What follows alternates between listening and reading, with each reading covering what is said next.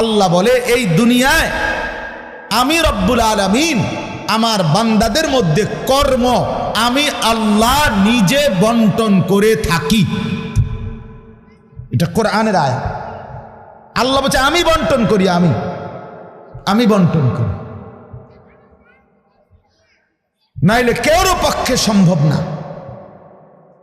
আল্লাহ এই প্রখর রৌদ্রের মধ্যে কেউ কাজ করে, প্রচন্ড আগুনের মধ্যে কেউ কাজ করে। সিমেন্ট ফ্যাক্টরিতে গিয়ে দেখেন, রড ফ্যাক্টরিতে গিয়ে দেখেন।